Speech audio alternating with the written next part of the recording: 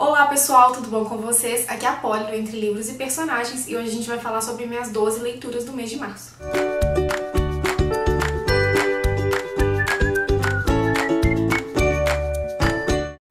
Sim, você me ouviu bem, foram 12 leituras. Março foi um mês que me surpreendeu muito, tanto pela quantidade quanto pela qualidade das leituras que eu fiz. E para não ficar um vídeo muito longo, já vou começar a falar sobre elas com vocês. A minha primeira leitura do mês foi Um Sedutor Sem Coração, da Alyssa Kleypas. Aqui a gente vai ter a história do Devon, um libertino que tem a vida perfeita pra ele, até que ele herda do primo o título e uma propriedade falida que ele nunca desejou. O primeiro intuito dele é vender aquilo tudo, se livrar de tudo e voltar para sua antiga vida, só que ele acaba se deparando com a Kathleen, a viúva do primo. A Kathleen é uma mulher cheia de personalidade, com pensamentos muito firmes, e ela vai acabar batendo de frente com o Devon, e isso faz com que ele mude a ideia de vender a propriedade e tente reerguê-la.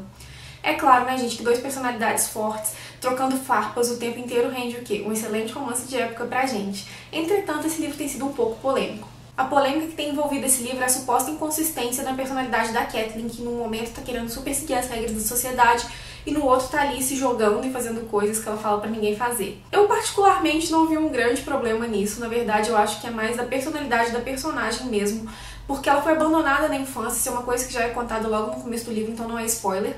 E desde então ela tenta seguir todas as regras para não ser abandonada de novo, mas ao mesmo tempo ninguém consegue ser certinho o tempo todo e por isso ela acaba dando umas escapulidas. Eu particularmente não vi problema nisso, mas eu vi que muita gente odiou a personagem por causa disso. Ela não é minha personagem favorita da Alyssa, confesso que não é minha protagonista favorita, mas também não é tão ruim quanto estão pintando não, viu? Pelo menos eu não achei. E outro ponto que eu adorei nesse livro é que introduziram o romance do próximo livro, eu já tô louca pra ler. Pena que ainda vai demorar pra lançar, por favor, arqueiro, adiante isso aí, porque eu tô muito curiosa. A minha segunda leitura do mês foi A Metamorfose, do Franz Kafka. A capa tá aqui, eu li em e-book, e ele vai contar a história do Gregor, que um belo dia acorda transformado em um inseto. Ele fazia tudo pela família e acaba conhecendo a rejeição dos mesmos por ter se tornado diferente do que era. Aqui o autor usa do desespero do personagem da metamorfose para abordar o comportamento humano, a impotência ante o absurdo e a relação de uma sociedade opressora com o que é diferente. É uma excelente leitura e eu recomendo muito. Logo depois eu li No Mundo da Luna, da Karina Risse. Aqui a gente vai ter a história da Luna. Ela é uma jornalista que está trabalhando numa revista, mas não tem muito espaço no seu ambiente de trabalho, ela trabalha como secretária. E um dia surge a oportunidade de escrever os horóscopos e ela se joga com tudo mesmo sem entender nada e acaba se transformando em Madame Clara. A Madame Clara começa a acertar em suas previsões, o que dá uma assustada na Luna. Em contrapartida, ela começa um relacionamento com seu chefe mal-humorado, Dante. E assim, aquele esqueleto romântico, gostosinho de ler, que a Karina Risse sabe escrever e que envolve muito leitor. Entretanto, tem uma coisa que o Dante fala no final pra Luna, que ele é um babaca com ela.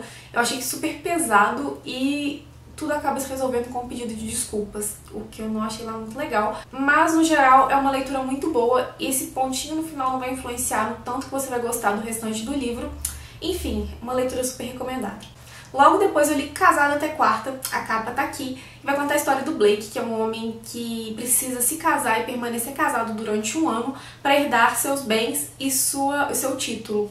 Só que ele não quer um envolvimento emocional, ele quer uma coisa bem prática, então ele acaba procurando a agência da Samantha, que é uma agência de relacionamentos, só que ele acaba escolhendo a própria Samantha e não nenhuma das mulheres que ela selecionou para ele. É claro, né, gente, que esses casamentos por conveniência e checklist nunca dão muito certo e eles vão começar a se envolver e vão proporcionar pra gente uma história de amor super divertida e super apaixonante, super amorzinho, que eu fiquei encantada e eu quero muito ler o restante dessa série. Um de vocês me indicaram esses livros dessa série aí nos comentários e muito obrigada pela indicação porque eu simplesmente amei. E eu espero poder continuar falando sobre essa série aqui com vocês. Logo depois eu li O Diário de Anne Frank em quadrinhos. Vocês sabem quanto eu sou apaixonada por essa história dessa garota que viveu escondida em um anexo durante a Segunda Guerra Mundial, fugindo do Holocausto.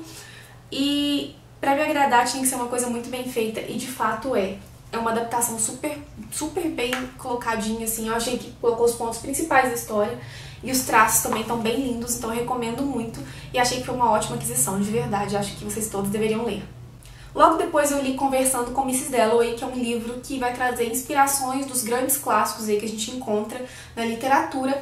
E eu achei uma leitura super diferente, me fez ver vários clássicos sobre outras perspectivas e eu fiquei encantada, gente, sério. Até me deu algumas ideias aqui pro canal e por isso Foi um dos meus livros favoritos, assim, queridinhos, porque eu achei super interessante, de verdade. É outra leitura que eu recomendo pra quem sempre se pergunta como o autor teve inspiração para aquele livro ou o que originou aquela história. De verdade, eu gosto muito disso e pra quem gostar também fica a sugestão. Logo depois eu li Zumbis vs Unicórnios, que tá na minha meta de 10 livros pra 2018, se você não sabe do que eu tô falando, tá aqui nos cards. E sinceramente foi uma grande decepção. Eu esperava realmente histórias diferentes de zumbis e de unicórnios, mas que me instigassem, que me deixassem curiosa, que me fizessem sentir alguma coisa, porque eu gosto muito de histórias de zumbis, vulgo The Walking Dead, né? Adoro a série, ou pelo menos adorava nas temporadas pra trás. E gosto muito também de unicórnios, então achei que, né, ia funcionar, mas não funcionou, porque eles mudaram tantas características desses seres mitológicos, posso chamar de mitológicos, não sei, que pra mim podia ser um ornitorrinco aqui, zumbis versus ornitorrincos, ou ornitorrincos versus unicórnios, que ia dar no mesmo. Então não funcionou, não achei legal. E tem uns interlúdios, tipo, brigas entre as autoras, entre zumbis e unicórnios, antes de cada uma das histórias. E eu achei, tipo, que era pra ser engraçado, mas eu achei bem maçante. Então não foi um livro que funcionou mesmo pra mim, apesar dessa capa linda. E vida que segue, né? Logo depois eu reli Poliana e li Poliana Moça. São os livros que originaram o meu nome. Minha mãe leu esse primeiro livro aqui pra me dar esse nome. Não pra me dar esse nome, mas ela acabou escolhendo por causa disso, vocês entenderam? E ele vai contar a história de uma garota que vai morar com uma tia que ela não conhece e que muda a vida de toda uma cidade, inclusive da própria tia, jogando o jogo do contente, que consiste em ver sempre o lado bom das coisas. E eu, particularmente, toda vez que me sinto um pouco pra baixo e que preciso enxergar, sabe, a luz no fim do túnel, que preciso de uma inspiração pra ver o lado bom das coisas, eu sempre acabo lendo esse livro. E foi por isso, porque eu tava meio desanimada, aconteceram umas coisas que me deixaram bem pra baixo.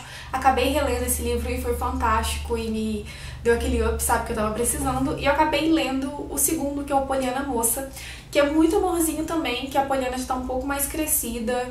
E a gente vai vendo a vida da família dela, né, depois desse primeiro livro e do final, que eu não vou falar o que é. E também foi uma leitura maravilhosa, não tão boa quanto essa primeira aqui, mas ainda assim foi uma leitura muito boa e foi ótimo rever minha xará através desse livro. Logo depois eu fiz o quê? Eu fui ler Colleen Hoover, né, gente? E fui ler o lançamento dela, que é o É Assim Que Acaba. E aqui é um livro duro, um livro difícil, um livro que machuca, que mexe mesmo com os nossos sentimentos. E parte disso é porque a Colleen Hoover aqui se baseou nas experiências familiares dela para poder construir essa história. É um livro que trata sobre violência doméstica, sobre relacionamento abusivo e todas as nuances dele na vida de uma mulher ou de um casal.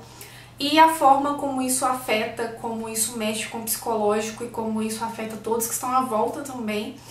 E particularmente, assim, apesar de ser uma leitura dura, de ser uma leitura difícil, é um livro maravilhoso que eu acho que todo mundo deveria ler. Aborda um tema super tabu, sem romantizar e sem amenizar. Isso é fantástico. E a Colleen Hoover, né, gente, com aquela escrita super fluida, super envolvente, é impossível não se apaixonar por essa história e não sentir tudo que a autora estava sentindo ao escrever, de verdade. Se tornou um dos meus favoritos do ano, que está da vida. E eu acho que é um livro muito, muito, muito importante que todo mundo realmente deveria ler, de verdade. Fiquei encantada com a escrita da Colleen Hoover aqui e se tornou o meu livro favorito dela. Logo depois eu li O Mau Exemplo de Cameron Post, que vai trazer a história da Cameron, que é uma garotinha que perde os pais muito nova e que vai morar com uma tia que é super conservadora, aquelas religiosas fervorosas, sabe? Só que ela começa a descobrir a sua sexualidade e ela começa a perceber que tem algo diferente nela. Ela vai descobrindo que ela não gosta do que geralmente as outras garotas da idade dela gostam, que ela é lésbica. E ela vai começando a ter relacionamentos com outras garotas, isso tudo embaixo dos panos, porque ela sabe que nunca seria aceita nem pela tia nem pela avó. Até que um dia algo acontece e essa tia acaba descobrindo o segredo da Cameron e a manda para uma escola para ser curada. E esse é um livro que a autora também escreveu baseado em suas experiências, então é um livro que vai trazer muito desse discurso de ódio, do preconceito, vai trazer muito da intolerância e vai trazer uma mensagem muito legal no final também. Então, assim, é um livro que trata do preconceito de uma forma bem crua, bem direta, porque a autora sabia muito bem porque estava falando. Então, assim, é um livro super interessante, eu recomendo muito para quem curte leituras do gênero. E acho um livro super necessário, assim, pra gente discutir esse preconceito que não leva a lugar nenhum e que é totalmente desnecessário, né, gente? Então, fica outra recomendação de leitura. E por último, eu li Vida e Morte, da Stephanie Meyer, que é uma edição comemorativa de 10 anos de Crepúsculo, também estava na minha lista de leituras para 2018, e vai ser uma troca de gêneros ali. Os personagens que eram mulheres viram homens, e os personagens que viram homens, que eram homens, viram mulheres. Com exceção do Charlie e da Renée, porque a autora achou que não era necessário. E aqui, gente, Bella vira Bel e Edward vira Edith. Isso é muito confuso, cara. E, particularmente, não é só isso que muda também. A autora muda alguns outros pontos da história de Crepúsculo, algumas outras cenas que eu adorava não existem mais. E o final também tem uma leve modificada, que não é nada leve, mas enfim. E, particularmente, foi uma leitura nostálgica para relembrar aquele mundo de Crepúsculo. Entretanto, essa troca de gênero não funcionou comigo. Por quê? Porque quando eu tava começando a me acostumar que Bella era Bel, aí vinha um ela, observou o Edith, aí você, tipo, volta no ela, entendeu? Vários erros de tradução, eu não sei se é de revisão, se é de tradução, não sei, mas que acabaram atrapalhando muito a leitura, que não deixaram ela ser como deveria, e várias outras cenas que a autora mudou, que achei desnecessário, que eu não gostei. E o final que ela deu nesse livro, eu acho que foi pra, tipo, falar assim, não vou escrever mais sobre Crepúsculo. Foi a impressão que me passou, então, tipo, não encham mais meu saco. Então, assim, foi uma leitura legal, foi uma leitura nostálgica, foi bom rever esse universo de Crepúsculo, mas não foi lá aquela Coca-Cola toda, ainda prefiro o primeiro livro e, enfim, só foi legal mesmo pra relembrar e pra ver essa história sobre nova perspectiva, mas ainda prefiro a perspectiva antiga. Continuemos com Crepúsculo e não com Vida e Morte, ok? E bem, pessoal, essas foram minhas 12 leituras de março. Eu espero de coração que vocês tenham gostado. No geral, achei que foram muito boas, muito diversificadas e que foi um mês que rendeu muito. E por isso eu espero que vocês gostem também de saber um pouquinho sobre elas. Muito obrigada por ter assistido até aqui. Não se esqueçam de curtir o vídeo, se inscreverem no canal, de ativarem os sininhos e, claro, de indicar pros amigos, porque isso ajuda muito, muito, muito no crescimento do canal. Eu fico por aqui, mas deixo mais 2 vídeos que talvez vocês se interessem, então vale a pena dar aquela clicada. Beijos e até o próximo vídeo.